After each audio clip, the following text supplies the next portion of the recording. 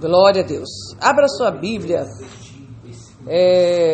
Livro de Provérbios, capítulo 5, versículo a partir do 1. Filho meu, atende a minha sabedoria, inclina o teu ouvido à minha prudência, para que observes a discrição e os teus lábios guardem o conhecimento. Porque os lábios da mulher licenciosa destilam mel, e a sua boca é mais macia do que o azeite. Mas o seu fim é amargoso como o absinto, agudo como a espada de 2 gumes.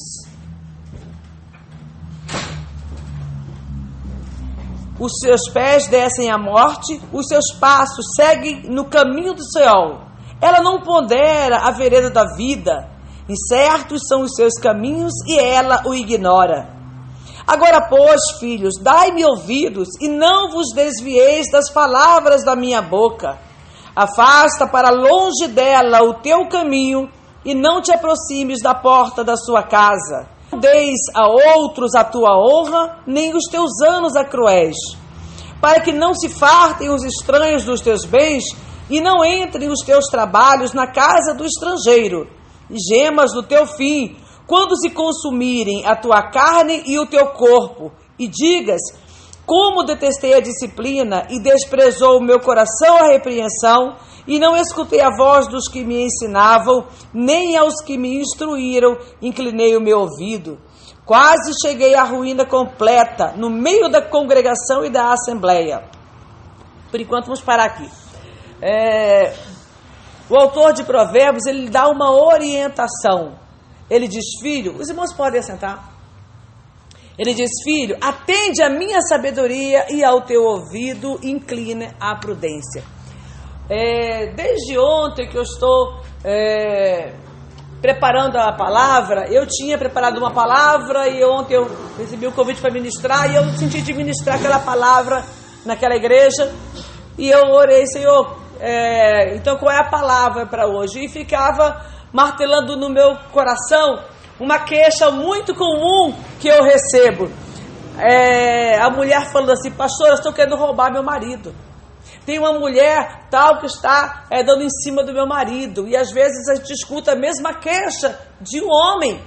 Pastora, fulano está assediando a minha esposa, ou a minha esposa está se deixando envolver por um outro homem. E aqui no livro de Provérbios nós vimos claramente o espírito de prostituição, o espírito de adultério. Ele é falado em vários capítulos de Provérbios, a palavra nos adverte, nos orienta acerca dessas coisas. Ou seja, isso não é uma coisa nova, não é agora, porque a mulherada de hoje está assim, não, isso já existia nos tempos do rei Salomão, e já existia nos tempos mais antigos ainda, no tempo dos patriarcas. Esses problemas sempre tiveram origem junto com o pecado na terra. Então, homicídios, mortes, adultérios, prostituição, fornicação, violência, todos esses males vieram a atuar na vida do homem a partir do momento que houve o pecado. Qual é hoje, então, a minha conduta acerca dessas coisas? A palavra fala, inclina o teu ouvido à sabedoria. Quando eu percebo que essas coisas todas fazem parte do plano do inferno para destruir a minha vida, para roubar a minha paz, para aniquilar a bênção do Senhor na minha vida, eu aprendo a agir prudentemente. Eu aprendo a agir com entendimento. Eu aprendo a agir de uma forma diferente. Eu não vou me deixar envolver pelo pecado, porque eu não quero ser arrastada na enxurrada da lama. Amém? Nós precisamos ter uma atitude diferente. Eu não posso ficar esperando que o outro faça. Cada um tem que aprender a cuidar da sua própria vida. Mas, pastora, o problema não sou eu, o problema é meu marido. Ou, pastora, o problema não sou eu, o problema é a minha esposa. Ou é aquela pessoa que está lá e aí chama aquela pessoa de um monte de nomes. Às vezes a pessoa nem é aquilo que ela está falando. Às vezes ela está sendo assediada pelo marido, ou está sendo assediada pelo rapaz, está sendo assediada pela moça, pela esposa. Mas a gente olha o outro como se o outro fosse, né? E de qualquer forma, A gente precisa lembrar do que Paulo escreve aos Coríntios, que a nossa luta não é contra a carne, a nossa luta não é contra o sangue. Não são as pessoas, a nossa luta, nosso embate não é contra as pessoas. É contra principados, potestades. Isso se aplica também dentro do casamento. Hoje é dia das mães, mas quantas mulheres hoje perderam seu marido? Quantos maridos hoje perderam a sua esposa? Ou no dia de hoje, literalmente, ou em dias próximos. Recente, casamentos destruídos recentemente por causa de uma terceira pessoa. Isso é o que nós dizemos, o casamento foi destruído por causa de fulano, o casamento foi destruído por causa de ciclano. Mas, na verdade, quem deve ser responsabilizado por isso é o inferno. Então, se eu aprendo a perceber quem é o verdadeiro culpado por essa situação, eu aprendo também a agir corretamente. Porque eu vou lutar contra o verdadeiro adversário. E lutar contra o inferno é complicado. Como você está lutando contra forças espirituais da maldade, você tem que estar fortalecido em Deus.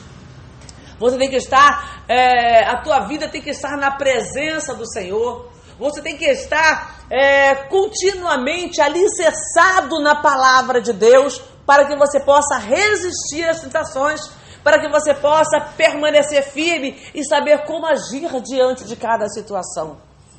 Quais são as minhas atitudes diante de uma situação dessa?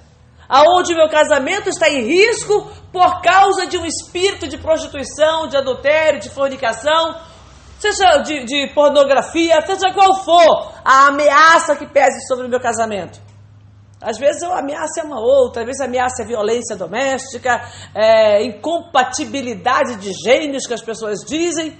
Na verdade é um tipo de espírito que atua para destruir o casamento. E ele pode se manifestar de várias formas. E na verdade ele se manifesta da forma aonde ele encontra a brecha. Na vida de alguns homens, a brecha não é a prostituição. Existem homens, eu conheço, homens casados, cujo casamento está ruído, a mulher já perdeu o amor pelo esposo, e ele fala, eu vou continuar sem trair a minha mulher. Está dentro de casa e não trai a mulher, mesmo tendo recebido um monte de ofertas. Mas essa não é a brecha que ele dá. Da mesma forma acontece, tem mulheres que estão dentro de casa já 4, 5, 6, 7, 8 anos, e o marido não procura mais, mulheres novas.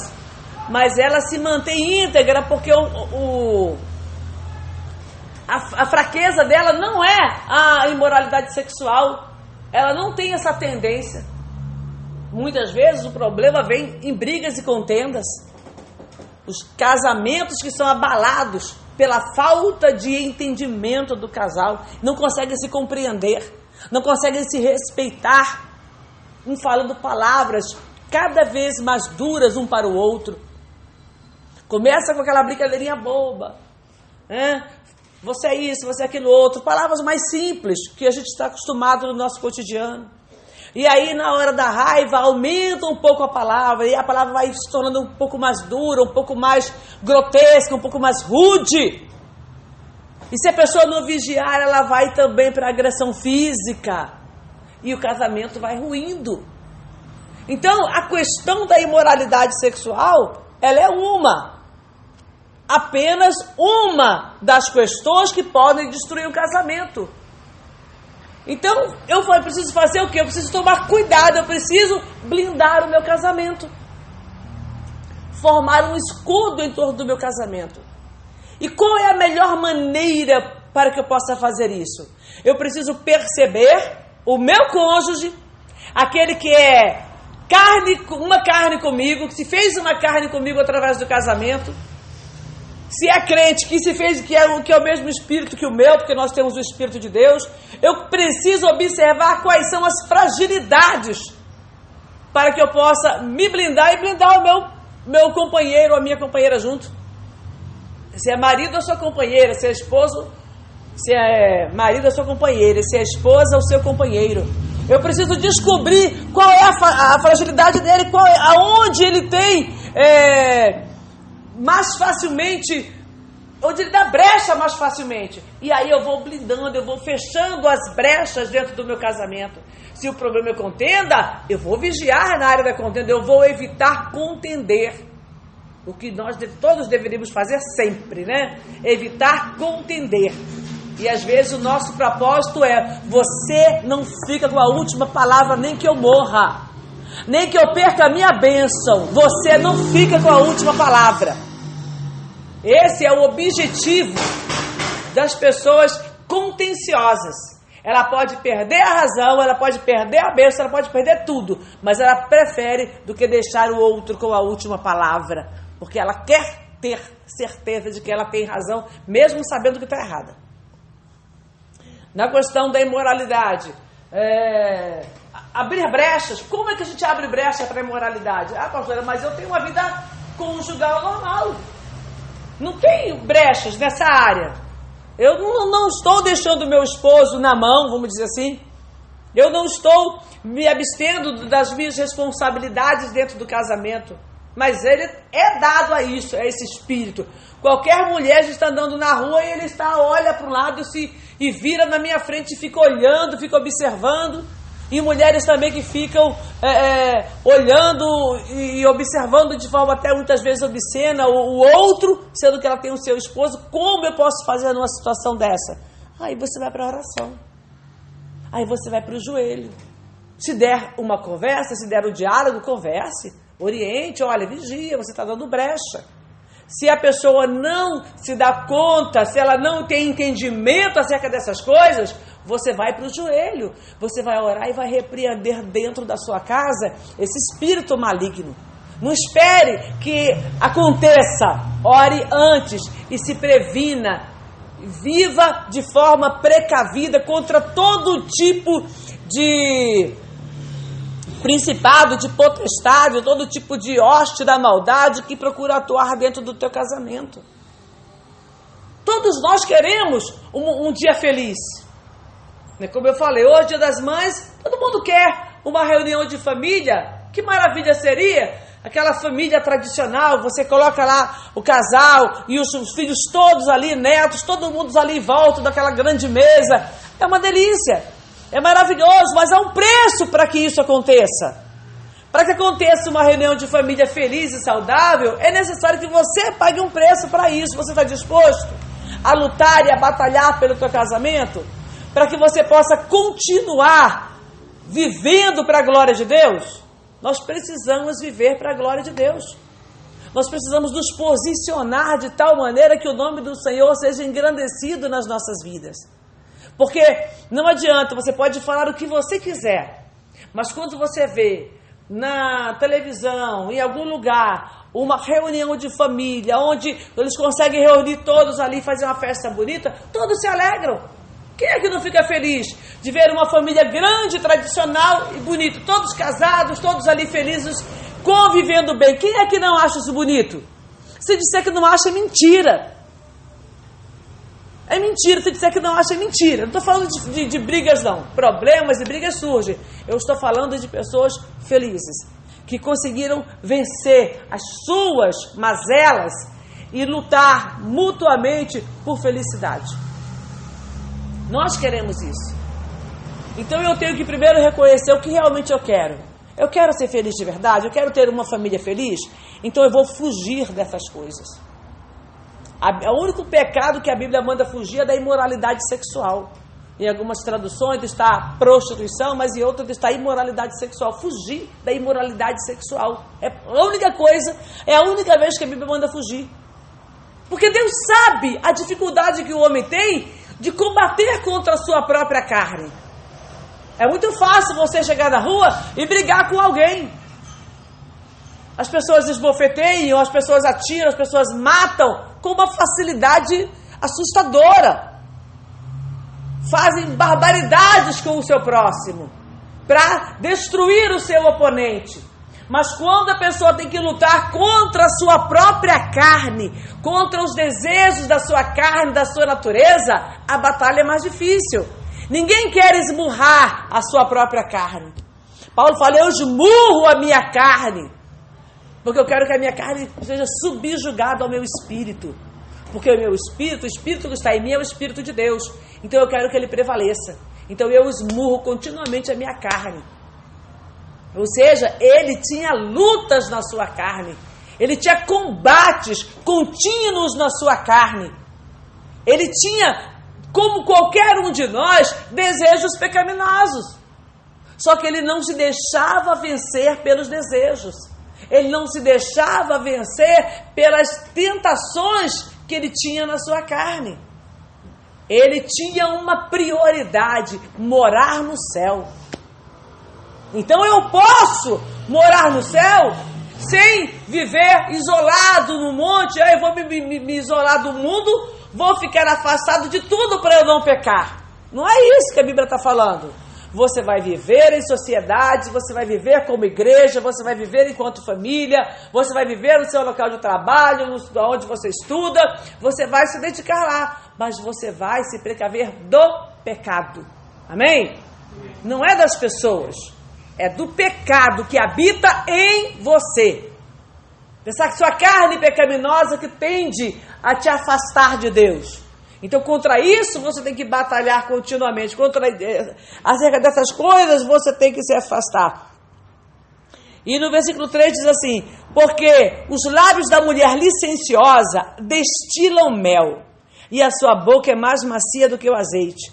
Mas o seu fim é amargoso como o absinto, agudo como a espada de 2 gumes.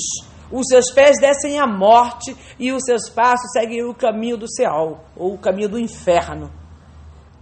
Então, quando a pessoa se deixa levar pelo caminho da mulher ou do homem imoral, ela tem os seus passos descendo para o inferno. Nós estamos aqui para cima e para o alto, olhando para Jesus, autor e consumador da nossa fé. Mas aquele que se afasta dos caminhos do Senhor e se entrega à imoralidade, ele está indo para o inferno juntamente com aquele a quem ele se aliou. Seja uma mulher, seja um homem. Se você se aliou a uma pessoa para cometer o pecado, você está indo para o inferno e você precisa vigiar acerca dessas coisas. Nós queremos uma vida feliz, então nós vamos lutar por isso. Glória a Jesus. Tudo aquilo que vale a pena ter, vale a pena lutar. Uma coisa preciosa custa caro. Você vai comprar uma roupa bonita, uma roupa de grife, ela custa caro. Quanto mais difícil ela for, de difícil acesso, ela é mais cara. Se ela for feita por um designer, por um especialista, para uma determinada pessoa, aquilo é mais caro do que aquela roupa que é feita em produção, em larga escala, para ser lançada nas lojas. Se você quer um móvel diferenciado, você vai comprar, tem aquele móvel comum que você coloca, que você encontra nas lojas, você encontra lá na exposição. Tem um outro preço para aquele móvel que é modulado, que você consegue encaixar diferente. E tem ainda um outro preço para o móvel planejado, que ele foi planejado para você. Você chega lá, senta com o projetista e você desenha, mostra a sua casa, você fala: eu quero um móvel para esse padrão. Ele vai conversar com você, ele vai perceber quem é você e ele vai fazer um móvel planejado para a sua casa. Esse custa um pouco mais caro. Então, quanto mais você quer alguma coisa de valor, mas você paga um preço e você ainda diz: não, mas esse foi feito especialmente para mim, esse design foi feito especialmente para mim. Então você paga parcelado, você entra no cartão de crédito, você entra em empréstimo para você conseguir alguma coisa especial, alguma coisa pela qual você realmente queira. E por que nós não podemos também lutar durante a nossa vida para nós conseguirmos aquilo que verdadeiramente importa, que é a salvação da nossa alma? Por que eu não devo me esforçar para obter do Senhor aquilo que Ele tem para a minha vida? Deus tem os planos dele para a minha vida. E eu preciso me esforçar, eu preciso me empenhar, eu preciso me colocar na presença do Senhor a cada dia, subjugando o meu corpo para não pecar contra Deus, para não me afastar da presença do Senhor, para não me afastar dos planos de Deus. Procura vigiar na tua vida. Procura colocar a tua vida no altar continuamente. Não adianta você reclamar da mulher que está dando em cima do teu marido, do marido que está dando em cima da tua mulher, do outro que está dando em cima da tua mulher. Não adianta você reclamar. Você precisa ir para os pés do Senhor e lutar contra o inferno que está preso, porque é ele que quer destruir a família. A família sendo destruída, a sociedade é destruída. Porque o primeiro núcleo social criado por Deus foi a família. Deus criou esse núcleo. Quando ele cria Adão, ele cria depois Eva, e ele forma Eva da costela de Adão, e ele fala, os dois vão se unir, vão ser uma só carne. Começa aqui a família, Deus começa a dar uma ordenança para a família. Como ele deve agir com a sua esposa, Deus começa a colocar isso no coração do homem, como deve agir com os filhos. E no decorrer da história, Deus vai mandando que o homem ensine o seu filho a andar no caminho do Senhor. Desde pequeno, andando e falando, assentado, deitado, aonde estiver, ensinar os seus filhos. Então a família é assim. Deus coloca um homem e uma mulher junto, e os dois vão ensinar a criança o caminho do Senhor. Esse é o plano de Deus. E o diabo está procurando destruir esse plano. Para quê? Justamente para que os filhos cresçam sem nenhuma estrutura. Para que os filhos cresçam sem nenhuma compreensão de família, sem nenhum plano de família para frente. A minha família é desestruturada. Uma vez eu conversando com uma mulher, e ela estava falando para mim, a minha filha falou que não vai casar porque eu não me casei. Eu tive um relacionamento, gerei essa filha, acabei não permanecendo com o pai dessa filha por muito tempo, né? Tive outros namorados e hoje ela está casada, mas a filha falou, eu não vou casar, você não casou também naquela época, né, de jovem? E a filha hoje tem uma vida já mais atrapalhada. Então esse é o plano do diabo, procurar destruir a família. Quantos casos desses a gente conhece?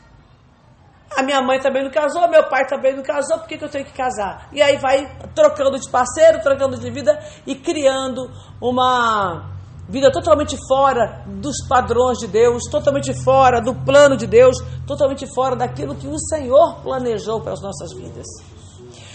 Ainda no livro de Provérbios, no capítulo 4, no versículo 23, está escrito assim, guarda com toda a diligência o teu coração, porque dele procedem as fontes da vida. Você tem que guardar alguma coisa, e algumas traduções estão assim, sobre tudo o que se deve guardar, guarda o teu coração. Você tem um coração cheio de emoções, que se alegra, que se entristece, que se aborrece, guarda o teu coração, porque dele procedem as saídas, as fontes da vida. Se o teu coração não estiver bem, se você não for uma pessoa realizada, se você não for uma pessoa feliz, o contrário da felicidade é a infelicidade. Então, se você não é uma pessoa feliz, você não vai ser um bom profissional, você não vai ser um bom pai, você vai também criar ao teu redor um ambiente ruim, porque você não tem para dar para as pessoas que estão ao teu entorno. Então, nós precisamos a cada dia colocar a nossa vida nas mãos de Deus. Eu preciso guardar o meu coração, não me deixar levar, não me deixar seduzir pelos pecados dessa vida.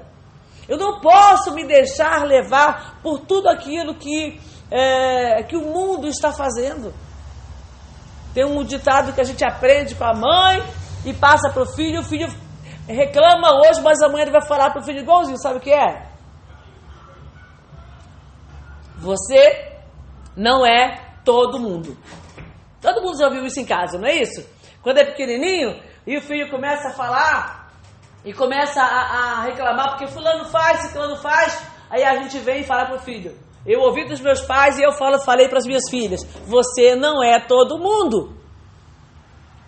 E é uma grande verdade, você não é todo mundo não.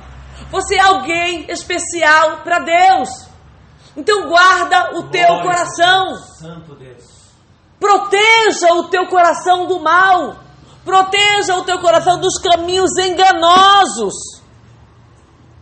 A imoralidade sexual é um engano, aonde as pessoas estão se afundando. Quantas pessoas hoje são vítimas de pornografia. As pessoas estão no desespero, querendo se libertar e não conseguem. Destruíram seus casamentos. Nem foi entrando em contato fisicamente, não teve conjunção carnal, mas estão com os casamentos destruídos por causa da pornografia. Até o jovem, muitas vezes, ele vem de uma vida promíscua, onde ele tinha o hábito já de obter a pornografia. Quando ele casa, ele não tem prazer com a esposa. Eu conheço vários casos, não estou falando do que eu acho, do que eu ouvi falar por aí, não. Estou falando de casos que eu conheço, de pessoas, rapazes que viveram uma vida de imoralidade na pornografia virtual, e aí quando casaram não conseguiram ter a mesma satisfação com a esposa e continuaram na pornografia. E há casas de mulheres também, o homem é mais dado a isso, mas há casas de mulheres também, que tiveram essa vida, casaram e aí não conseguem se realizar com seu esposo, porque elas vivem numa ilusão. É uma ilusão aquilo que está aqui. Aquilo que você está vendo nas redes sociais, aquilo que você está vendo em sites de pornografia. É uma ilusão. E aí você, quando casa, você não consegue ser daquela mesma maneira, porque você cria uma coisa e você, quando vai lidar com a pessoa ali no dia a dia, é uma situação diferente. E aí um casamento destruído, um casamento que muitas vezes não dura 1 ano. Cada vez mais isso é frequente, as pessoas casam, mas o casamento não dura nem 1 ano. Porque são jovens que trouxeram para dentro do casamento valores errados. De uma vida pervertida, de uma vida promíscua. E isso não dura no dia a dia, no relacionamento de um casal, isso não dá para manter. Então, se você acha que alguém está querendo roubar o teu marido, se alguém está querendo roubar a tua esposa, fique sabendo que esse alguém é o diabo. Aquela pessoa que você acha que é a bruxa, que é isso, que é aquilo outro, ela é simplesmente mais uma vítima. Amém? É mais uma vítima. Glória a Deus. Da mesma forma que você e seu esposo estão sendo vítimas, que você e sua esposa estão sendo vítimas, aquela pessoa que está sendo usada pelo diabo para destruir seu casamento, ela é somente mais uma vítima. Então procure proteger a tua família através da presença de Deus dentro do teu lar. Guarda em primeiro lugar o teu coração. Não se deixe também enredado nos enganos, não. Para que você saiba discernir bem todas as coisas e saiba blindar e saiba proteger o teu casamento, proteger a tua família. Quando você protege o teu casamento, você também está protegendo os teus filhos. Você também está protegendo o teu patrimônio. Você também está protegendo todas aquelas bênçãos que o Senhor te concedeu. Se nós tivéssemos um pouco mais de juízo, se nós tivéssemos um pouco mais de entendimento acerca dessas coisas, não seríamos confundidos tão facilmente. Quando eu compreender a importância e o valor do meu casamento, eu vou conseguir compreender melhor todas estas coisas e eu vou investir mais. Eu vou investir em comunhão com meu esposo, eu vou investir em parceria, eu vou investir em cumplicidade, eu vou investir em respeito, eu vou investir em moralidade, eu vou investir em oração, eu vou investir em santificação, porque o meu lar sendo abençoado, as minhas filhas vão ser abençoadas, o meu patrimônio estará melhor guardado. Tudo isso dentro de um casamento feliz. Então eu quero deixar para você hoje essa palavra sobre tudo o que você deve guardar. Guarda o teu coração. Quando você guarda o teu coração, você consegue enxergar melhor e agir corretamente dentro da vontade de Deus. E se você tem alguma dúvida ainda, leia mais detalhadamente essas passagens que falam sobre moralidade. Leia mais detalhadamente o livro de Provérbios, porque fala bastante sobre o casamento, a conduta da mulher, a conduta do homem dentro do casamento. Leia as cartas de Paulo aos Coríntios, leia os evangelhos, se encha da palavra de Deus, porque ela vai te dar condições de você compreender a vontade do Senhor para a tua vida, para que haja bênção, para que haja paz dentro do seu lar, para que o plano do Senhor, esse plano perfeito que Deus tem para você, seja realizado e você seja mais do que feliz. Amém?